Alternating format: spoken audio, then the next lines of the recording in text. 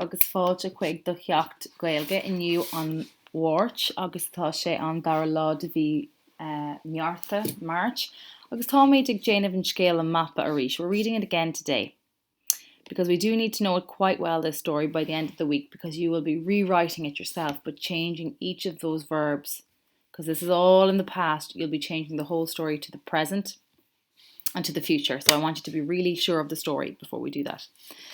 So an mappa, an tarach a bhí ann, it was spring. Chuig Laura agus Rory go dtí an siopa chun plandaí a cheannach. They went to the shop to buy plants.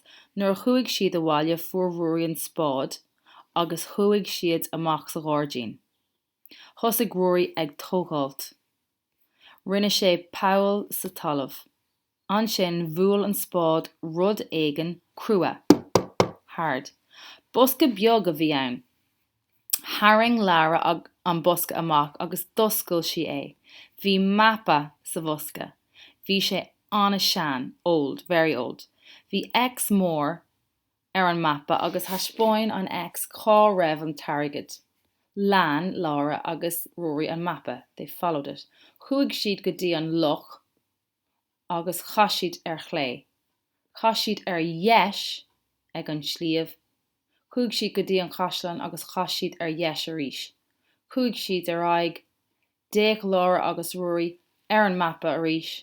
Chonaic siad ex agus airgid.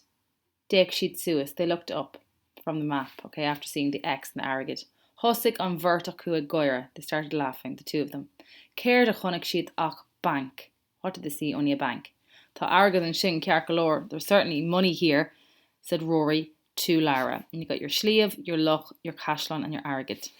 So I'd like to hear you reading that yourself. You can send obviously a little sound recording of it, please, to me. And then for today you're doing the questions, na ceistena, part B. Cén séasúr a bhí ann. So is it an saoire a bhí ann, an óir a bhí ann, an gheimhre a bhí ann, nó an tarach a bhí ann? What season? Cén fá neacaigh Laura agus Rory go dtí an shop? Why did they go? We're looking at this verb chuig. This is it in the past, chuig, and this is the question version of it.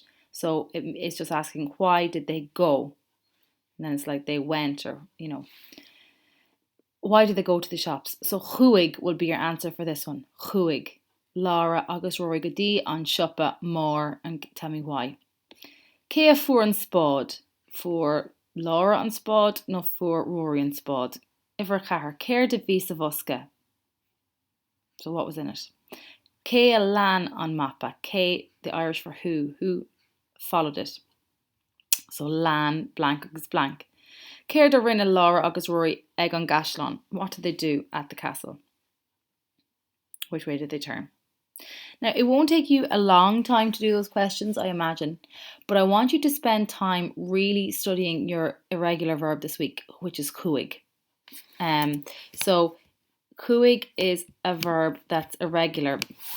I'll just go through that story actually just once more. I just want to show you, for example, what I mean by irregular. So an tarach of V is irregular because it's V in the past, it's tá in the present or being, and it's beg in the future. The spelling's completely changed. There's no root verb spelling that stays pretty much the same the whole way through. It changes each time in the past, present and future.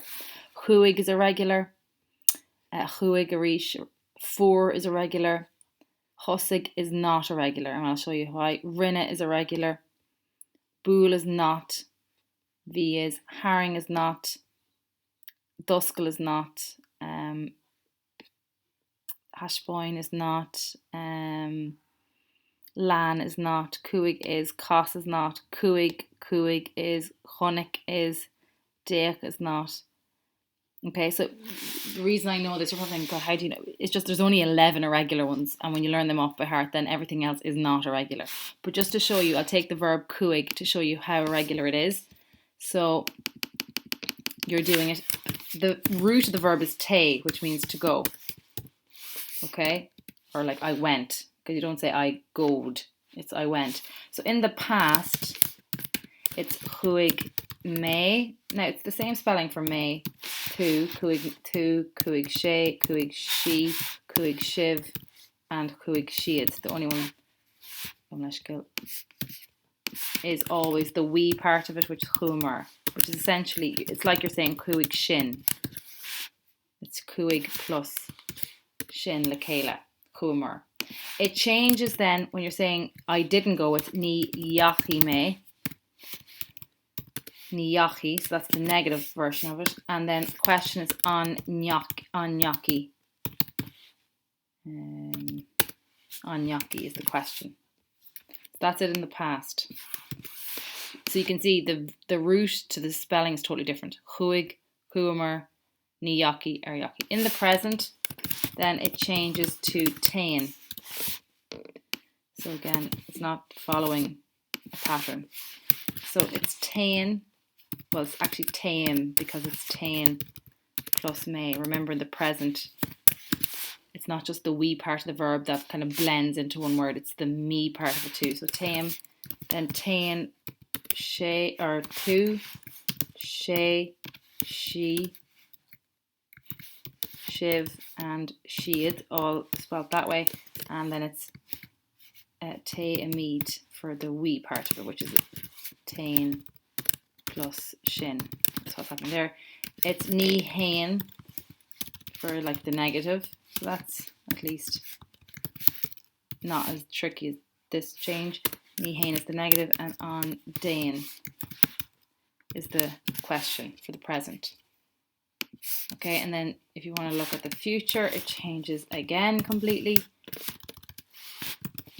But if you learn it off by heart, keep practicing it, it changes to rocky. Rocky, and it'll be rocky for May to Shay. I'm underlining something there for some reason. To Shay. Sorry, lads. Shay, she, shiv, and she'd. Same spelling for each of those that way, and then just for it's rochamid for the we. It's rocky plus shin. And then it'll be ni rocky may. Don't put a H into or words in Irish, you can't. So ni rocky is the negative part, and on rocky. Again, you don't put an uru in front of Irish words. So that's the beauty, is that the future one, the only one that's different in spelling, is the we part of it. Everything else is R-A-C-H-A-I-D-H for the may, to, she, shiv, and she'd for the negative and for the question. In the present, it's tain for all of these versions of it, for you, him, her, ye, and them. It's a little bit different for me and we, and a little bit, you just have to put a H for the negative and a uru for the question. And in the past, it is a bit different too. Each of the negative ones is ni, and ni. Each of the question ones is on, and on. So definitely an irregular verb. I said to you there, bool is not irregular. Just to show you, bool means to hit. I'm just going to really quickly show you this one. So in the past, let's put all into one. So in the past, you say, put a H in because it's past. Vool may, vool she, vool. Okay, and then it's near vool and vool. Okay, there's your question and your negative. You can see there that root is, you can see that spelling in each of them. Yes, H's are added every so often, but it's the same structure. If you go to the present, the same thing happens. There's the root, bool, and you're just adding on E-N-N. Okay, for the me version of it, bool may, it's obviously a little bit, it's boolam and boolamid. But again, for the question, it would be, or the negative, it would be ni boolan.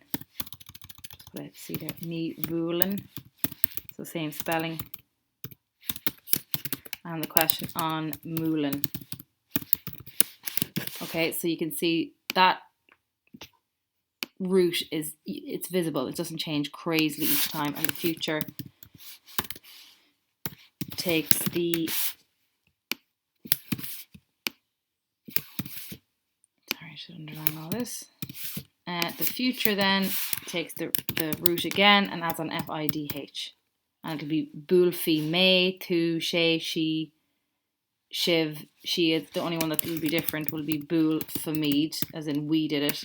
It'll be ní bhúl fi and an múl